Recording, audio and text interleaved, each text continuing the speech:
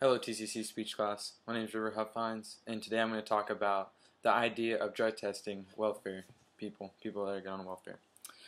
So, have you ever had a family member, or maybe you saw someone on the streets that struggled? You can obviously see they struggle with drugs and need help financially. Well, the United States offers welfare as a temporary assistance to get better financially, but drugs can make it hard for one to succeed. If someone has a drug problem, there's a good chance that's what a lot of their money is going towards.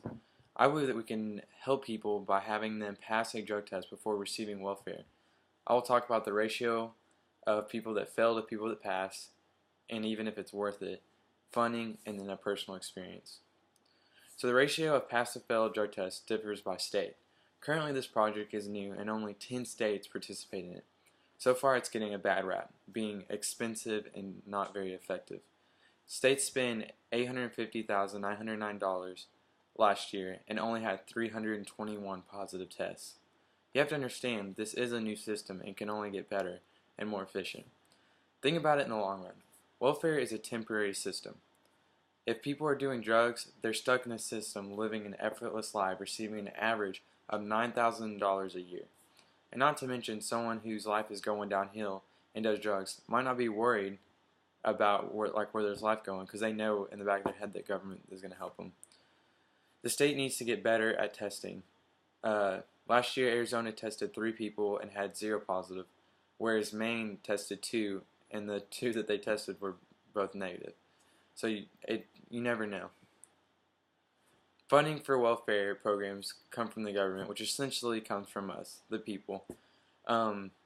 This is important to know because the people are paying for these programs, like it or not. Now, don't get me wrong, I am all for welfare programs, but I don't want just the average Joe spending my tax dollars on food or whatever, and then having a part-time job just to get drugs. It's a waste of money, and I think we can improve the system in the long run by testing. My third point is having is kind of a personal experience with my own family. Now, this is my aunt, and she was a heavy drug user, and she had three kids. No father figure, so she was on welfare. She was supporting the children, and it was rough for them, but they were getting by. She worked to keep them fed and everything, but staying on drugs made it hard for her to get out of welfare and essentially help herself financially. She ended up getting caught with drugs and ended up losing all 3 children for I think a year and a half as she went through rehab. She actually did, one was adopted somewhere in Arizona, but she does have the 2 oldest boys. And it's hard on all of them. This whole situation is hard. She now has them back and is working drug-free, but the situation could have been fixed in the first place if the government never gave her welfare checks and forced her to quit doing drugs until then.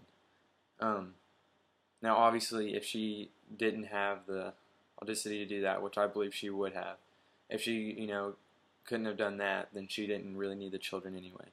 But I believe in my heart that she would have ended up quitting drugs for her children. And that's the thing. Many welfare recipients are single mothers and fathers with children who do need help. But those who struggle with drugs can milk the system, like milk the government, milk us, and keep living a very cushed, effortless life. And the number of people on welfare will only grow. I think we should make the most effective system to get people back on their feet. I believe that drugs are a roadblock for these people that we can remove. Thank you for listening.